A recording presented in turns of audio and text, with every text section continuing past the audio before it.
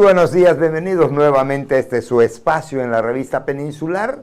Hoy me acompaña don Federico Berrueto, usted lo conoce ya, más yucateco que muchos de nosotros. Él es un analista político, él es un periodista y vamos a aprovechar su presencia. Federico, buenos días. Manuel Triay, un placer estar contigo y como siempre lo he dicho, para mí es una distinción estar compartiendo este espacio con uno de los grandes señores del periodismo yucateco, y hablar del periodismo yucateco es remitirse a la mejor historia, el mejor momento del periodismo yucateco, que además fue ejemplar en el mundo hispano. Ni más ni menos, esas son las credenciales que portas.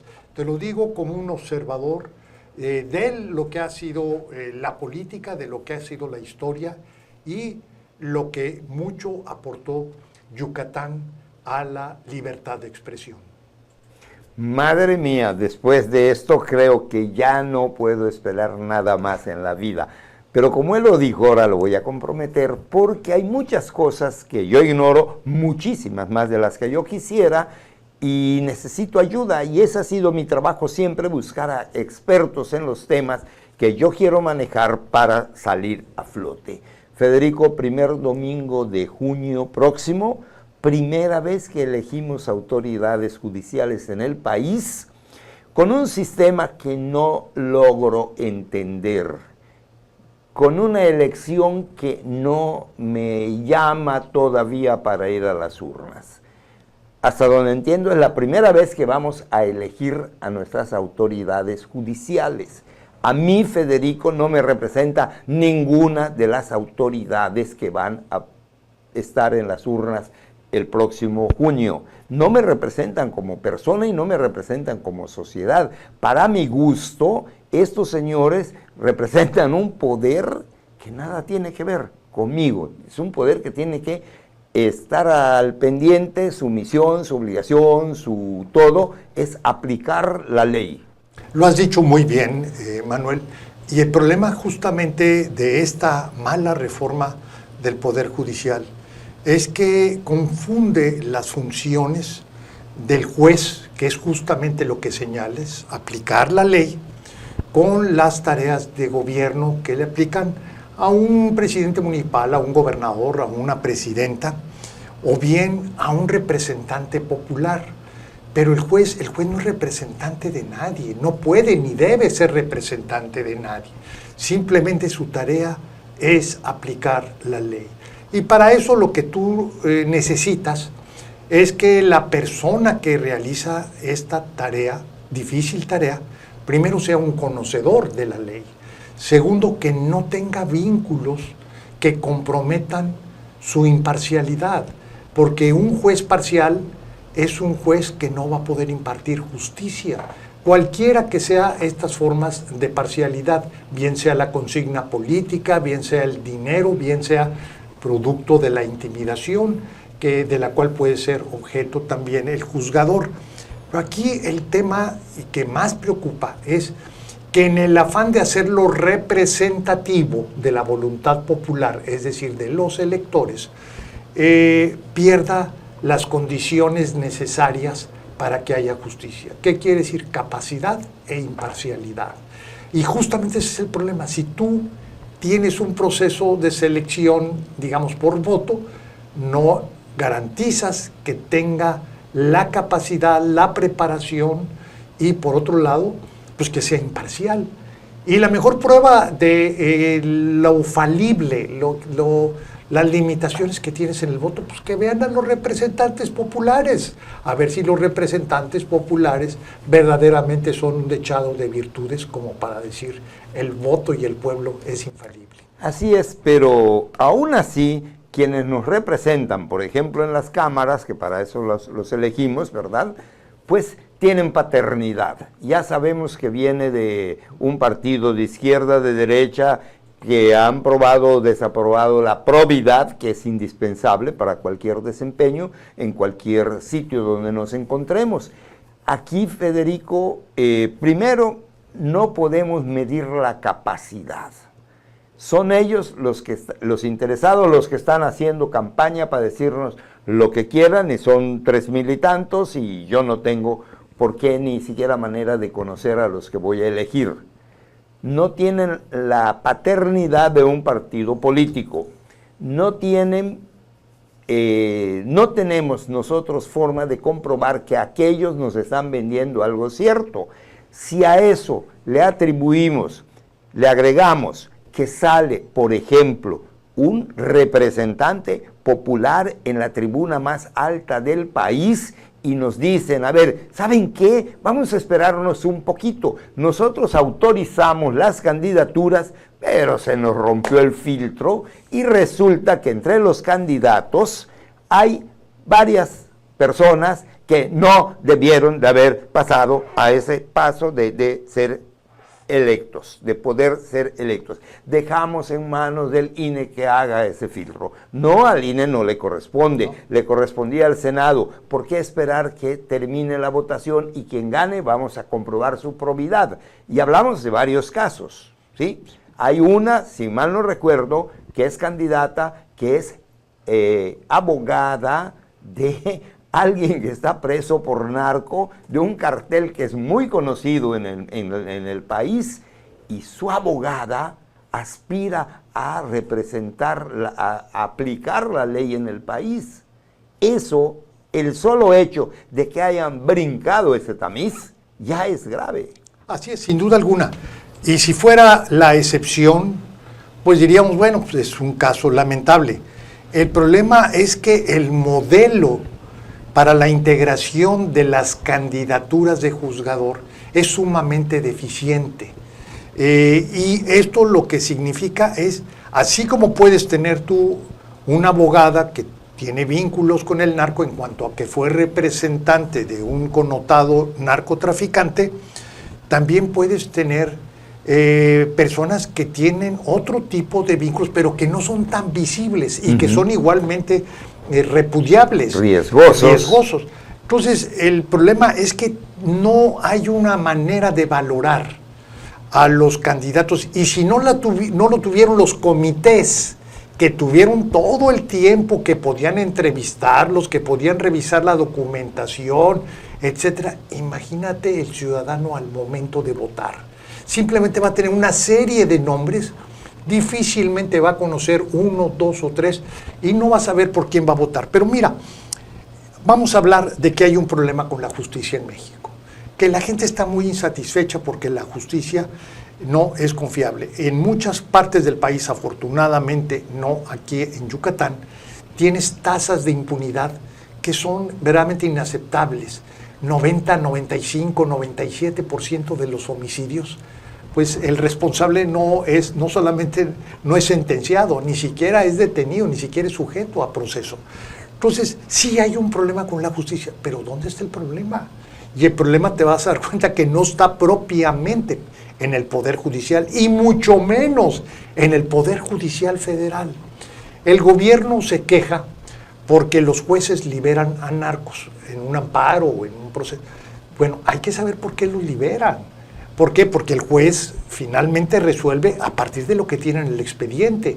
Por ejemplo, si el Ministerio Público, que no es del Poder Judicial, es de la Fiscalía, no aporta los elementos para justificar la detención, el juez tiene que fallar con esos elementos, y si los elementos son insuficientes, va a tener que liberar, aquí y en cualquier parte del mundo. ¿Sí? No hay una suplencia, digamos, del juez para realizar las actividades de policía, mucho menos las del Ministerio Público.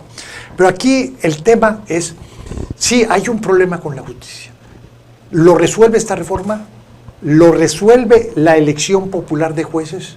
Yo te respondo así de manera categórica, no lo resuelve. Tan es así que no hay un lugar en el mundo que se elijan jueces. Hay una excepción. En algunos estados de la Unión Americana se eligen jueces locales, y a veces incluso hasta el Tribunal Superior. Bueno, que vean qué es lo que está sucediendo allí, si es virtuoso el procedimiento o si es negativo. Hay un Brennan Institute que hace investigación al respecto, y la conclusión inequívoca es: El problema de esta modalidad es que el dinero es el factor que domina las campañas y consecuentemente la decisión de los ciudadanos. Pero aquí tenemos otro problema todavía más elemental, Manuel. No nada más elegimos mal a los candidatos o se les seleccionan mal los candidatos, que eso ya está a la vista. Segundo, el proceso electoral. La responsable del INE está diciendo que va a votar el 10%, 1 de cada 10 ciudadanos. Ahora, ese 10% va a saber por quién votar, es decir, es un votante informado, es un dechado de virtudes que se puso a estudiar quiénes se iban a ser los mejores y movido por su interés en la justicia, va a concurrir a depositar su voto, o va a ser alguien que por consigna política, por pertenencia partidaria o por el beneficio material que le dan el partido en el gobierno, ¿verdad? Por eso va a ir a votar y va a ir a votar con ya incluso con una planilla donde le van a decir qué números hay que ir a cruzar para que esos lleguen a la condición de juzgador. Y esto pues, es una radiografía simplemente, Manuel, de que lo que tenemos es malo, pero lo que viene es todavía considerablemente peor. Así es, Federico. Si hubiera tiempo, yo te contaría cómo fue el proceso en Yucatán durante las últimas décadas que nos ha llevado a ser uno de los estados quizá mejor informados al respecto del proceso electoral, que nos ha llevado a ser uno de los estados que más votos aporta a las urnas, que no fue de la noche a la mañana, que hubo que trabajar, pero sí a pico diario, que fue la sociedad la que mucho terreno ganó y no acompañó a los partidos. Sí, no soy antipartidista, pero gracias al empuje de la sociedad logramos avanzar mucho. ¿Qué pasó, Federico? Quiero recordar un año, hace todos los años, la primera elección que me tocó cubrir como reportero, nada más así para darte un bosquejo de qué pasaba. Las casillas se instalaban en escuelas o en casas particulares. Las escuelas de gobierno, obviamente, y las casas particulares ya te puedes imaginar de quién, ¿ok? A las 6 de la tarde se cerraba la casilla y por desgracia en esa casa algo pasaba con los fusibles y se apagaba de pronto la luz un momentito y se volvía a encender, ¿ok? Los partidos, aunque tuvieran el derecho, no tenían acceso. Muchos de los partidos, el partido de oposición, porque eran dos en Yucatán, el tricolor y el azul, los del azul recibían sus constancias para ingresar a la casilla de votación a cumplir con su ejercicio cívico de cuidar las elecciones, de que les entregaban sus papeles a las 12 de la noche del día anterior a la elección. Obvio, no llegaban ni a su casa, y querían que llegara al último rincón del estado. Te puedo narrar 1000 cosas por el estilo que fuimos superando. Somos un país, un estado bastante civilizado al respecto. ¿Qué va a pasar hoy? Cuando yo llegue a la casilla y me den 6 boletas de diferentes colores. Un color es para los magistrados del Tribunal Superior de Justicia, uno para los jueces de distrito, bueno, ni me los he aprendido, pero me van a dar 6, ¿ok? Y yo voy a votar por un número, porque Federico Berrueto, que es candidato, va a llevar el número 15. Si no me lo aprendo, ya me cantó la rana. No voy a recordar cuál era el número de Federico, ¿ok? Fíjate nada más la diferencia, pero suponiendo que todo salga muy bien, que te aprendas que te toca el color amarillo, porque vas a votar por la jueza de distrito con cabecera en Villahermosa, estoy inventando, y que no... Perfecto, todo muy bien. Pero, ¿quiénes van a ser los que manejen la votación? Habrá un presidente, como siempre ponen, y 2 o 3 más, creo que secretarios o algo así, que van a recibir tu credencial, la van a ver, estás muy guapo, pasa, te dan tus boletas, votas en una sola urna, ¿sí? Cuando termine la elección, estas personas van a separar los votos, los amarillos por acá, verdes, azules, y se acabó, ¿sí? Y van a ver que estén las boletas así y tal vez hasta las cuenten, pero ellos no van a hacer el cómputo. No van a hacer el cómputo. Ellos no van a ser los responsables de la votación. Entonces, ¿en manos de quién va a quedar la votación? Fíjate que qué bueno que lo señalas, porque la construcción de la democracia electoral, que ha sido uno de los grandes logros, yo diría hazañas, de pues, la generación pasada, precisamente arrancó con darle certeza a los ciudadanos respecto al respeto de su voto el día de la jornada electoral. Podrías decir, bueno, las campañas son inequitativas, los candidatos no tienen acceso igualitario a los medios, una serie de cosas que pudieras decir. Sí, pero centrémonos en el día de la jornada electoral y sobre todo centrémonos al momento del escrutinio, del cómputo de votos. Y para eso, ¿qué dijeron? Primero, en vez de tener grandes secciones electorales donde se votaban mucha gente, ¿verdad? No, tengamos un criterio que la sección debe tener un límite de ciudadanos. ¿Para qué? Para que facilitemos en la noche, una vez que se cierran las casillas, el conteo de los votos, de una manera un tanto sencilla.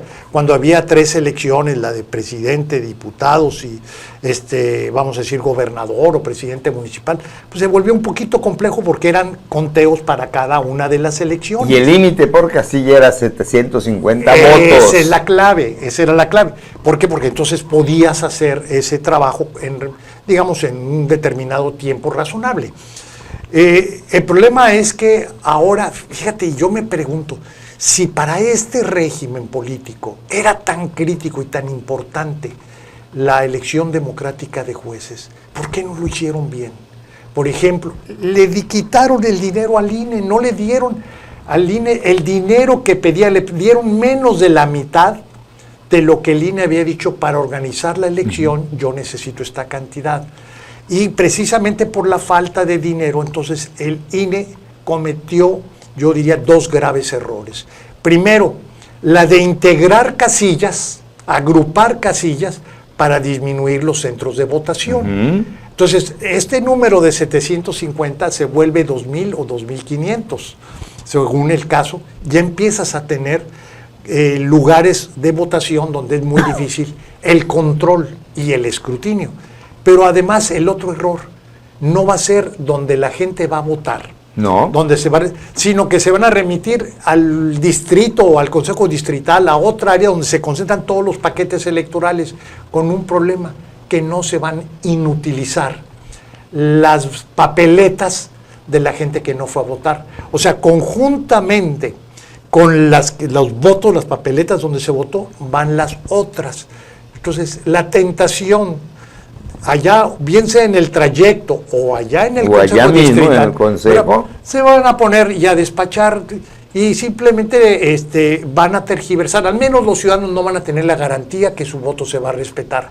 Pero nuevamente volvemos, si nada más va a votar el 10% de los ciudadanos, que ese es el pronóstico, pues verdaderamente lo que estamos hablando es de un ejercicio democrático fallido. Que no tendrá una validez porque no tendrá legitimidad. Pero quiero regresar a algo, y mientras tú hablabas, pensaba yo en esas personas que no deberían de asistir. Si no me equivoco, es que la Constitución ha sido no violada, reformada tantas veces que ya me perdí en qué es válido y qué no es válido. Pero hablando de elecciones, la Constitución decía: tú no puedes aspirar a una candidatura si te siguen un juicio por cualquier delito. Si yo voy y te denuncio, pues todavía no, porque pues puedo anularte, pero si te siguen un juicio no tienes el derecho a ser votado. Sí.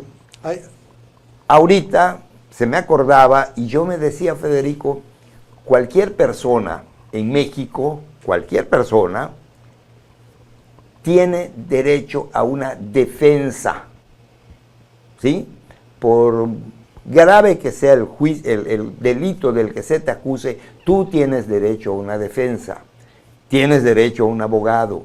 Ese abogado te está defendiendo, es su trabajo. Te lo pongo así para hablar, por ejemplo, de la niña, esta abogada, que es abogada del Chapo Guzmán.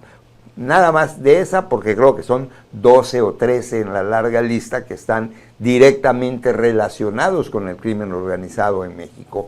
Esta mujer, si está cumpliendo con su trabajo, ¿no tiene derecho a ser votada? Te respondo de manera inequívoca. La ley no impide, no es delito, ni pone en entredicho tu integridad profesional o ética el que tú representes a un criminal. Ok. No, ese delito no existe, esa falta moral no existe. Ok. A lo mejor no es bien visto, a lo mejor en la opinión del señor Noroña o en la mía es suficiente razón para que no pueda ser votada esa persona. Pero dudo que desde el punto de vista estrictamente jurídico esa persona pierda sus derechos políticos, es decir, el derecho a ser votado simplemente por cumplir su trabajo. Y su trabajo es la representación legal de acusados y en consecuencia, pues a lo mejor eventualmente algunos de ellos son criminales o criminales de peso, como es el caso del Chapo Guzmán. ¿Dónde entra la probidad? La probidad, mira, son de los temas o de las muy discutibles porque son opinables. Yo puedo tener una opinión sobre qué es ser honesto o una persona proba, y tú puedes tener otra, que nos pongamos de acuerdo. Bueno, como tú y yo tenemos muchos puntos de afinidad, yo diría, no vamos a batallar, pero con otra persona que tiene otra visión ética de las cosas, pues es difícil que lleguemos a un acuerdo. Para él será probidad un determinado rango de asuntos y para nosotros otro. Entonces, el problema es que no tienes elementos objetivos, sino, como decía, son de opinión decir que una persona es probada. Es más, el hecho mismo de que una persona sea acusada, tú lo señalabas anteriormente, esto no pone en entredicho ni su honorabilidad, ni sus derechos políticos. En todo caso, ni siquiera yo diría el que sea sujeto a proceso. Tendría que haber una sentencia definitiva para poder decir que este señor pierde sus derechos. ¿Por qué? Porque hay un principio fundamental que es la presunción de inocencia. Y la presunción de inocencia se rompe hasta que haya una sentencia condenatoria y definitiva. Claro, eso es presunción, es un supongo que, no, el que tú supongas no quiere decir que esa sea una realidad, y para eso están nuestros jueces, que deben ser muy probos. Así es. ¿Ok? Y que hay una cosa que un día vamos a platicar con abogados. Yo lo cargo desde la escuela, la función de un juez es aplicar la ley o hacer justicia. Yo puedo aplicar la ley y no hacer justicia. ¿Dónde queda el límite? Bueno, mira, es una discusión clásica del estudiante de derecho. Te advierto que ya nos mandaron a corte, pero ni tú ni yo tenemos por qué obedecer detrás, ¿no es cierto? Seguimos. No, es que hay este tema de la justicia versus el derecho, y es verdaderamente una discusión fascinante. Entonces, ¿cuál es el problema? Que nuevamente la justicia considerada sin el derecho es opinable. Tú tienes tu punto de vista de qué es justo, yo puedo tener mi punto de vista de lo que es justo. Por eso, lo que hace la ley justamente es a ti como juzgador definirte, darte las reglas, darte los principios, darte los valores y darte los códigos que te dicen este es el camino. Y tú como juez, más allá de lo que tú pienses de qué es justo o es injusto, tienes que aplicar la ley. En otras palabras, no hay otra justicia que la justicia legal.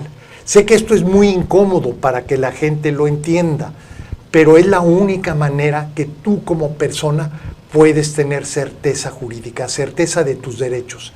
Si vas con un juez que tiene un criterio y vas con otro que tiene otro criterio, imagínate cómo sería la solución de conflictos.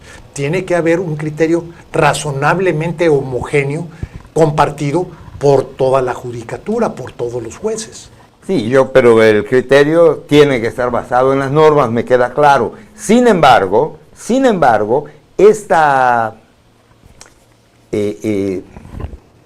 no sé, inesclarecida verdad para Manuel Triay, tú la tienes más clara que yo, es una limitante muy grave. Me ha tocado físicamente, en presencia, que me ha dolido mucho además, que una juez dijera, pues a él no lo puedo condenar a nada, no lo puedo sentenciar, porque las pruebas que me dieron no fueron suficientes. O sea que aplicó un criterio. No sé hasta dónde se apegó a la ley o hasta dónde interpretó la ley. Bueno, mira. Pero viene a caso, y lo menciono, no es el caso Triay, no es este momento, viene a caso porque si yo voto por una persona acostumbrada a mirar la ley desde el lado del Chapo Guzmán, porque ya tocamos el ejemplo, ¿qué me puedo esperar de esta persona? ¿No? Y creo que allá entra un poco el manejo de la ley. Sí. Mira, la ley no puede prever todo, y el ejercicio de un juzgador necesaria e inevitablemente involucra un elemento de juicio propio. ¿Por qué? Porque no todo lo puede definir la norma. Fíjate cómo lo resuelve el sistema judicial. La decisión inicial es unipersonal, la hace un juez. Si tú estás inconforme, puedes recurrir a otra decisión instancia unipersonal que se llama un juez de distrito, que es a través del juicio de amparo. Y el juez de distrito de inmediato, por lo pronto, dice, a ver, suspendamos el acto de reclamado, como le llaman. ¿Para qué? Para que yo lo pueda analizar y pueda resolver, pero es unipersonal también. ¿Qué es lo que sucede? Que tú tienes la opción de revisarlo al tribunal colegiado. ¿Qué quiere decir? Que la decisión ya no la revisa una persona, sino la revisan 3. Y con esta idea, pues, que es imperfecta, no es infalible, pero es más difícil que la parcialidad de criterio que tenga una persona, una sola persona, es más difícil que la tengan los 3 en el mismo sentido. Entonces, esa es la manera. Ahora, todavía más, si el asunto es sumamente delicado, entonces pasa a una sala de la Suprema Corte de Justicia o bien incluso al Pleno de la Suprema Corte de Justicia. Entonces, nuestro sistema judicial, con todas sus imperfecciones y lo que quieras, tiene resuelto ese tema o ese dilema, o al menos te da una vía de solución. Y lo que te lo debo decir, conozco suficientemente el tema, que la parte más sana, la parte más confiable de todo el sistema de justicia fue justamente lo que el señor López Obrador decidió acabar, que es la Corte y que son los magistrados. ¿Por qué lo hizo? Porque lo hizo a partir de un cálculo político. Unos dicen de venganza, no lo sé, pero sí a través de un cálculo político. ¿Por qué? Porque lo que él quería, igual que el señor Trump en estos momentos, es ser un presidente sin límites legales. Y eso, ¿quién impone los límites legales al presidente? Esencialmente la Suprema Corte de Justicia. Bueno, pues ahí tiene usted una explicación más clara, no la vamos a encontrar en ningún lugar. Te agradezco de verdad, Federico, a mí me has ayudado muchísimo a entender cosas que durante años he estado tratando de ir desentrañando, de que no me quedaban claras, y espero que a las personas que hagan el favor de seguirnos les haya quedado claro. Pero ¿sabe qué? Si algo no le parece, si algo no le quedó claro, hágamelo saber. Hágamelo saber y traemos otra vez a don Federico, que es muy claro, preciso y conciso en sus cosas. Federico, muchas gracias. Muchas gracias. Que se asume y reafirma muy distinguido es tu servidor. Un placer estar contigo. Bien, pues que la siga pasando bonito. Nosotros nos despedimos.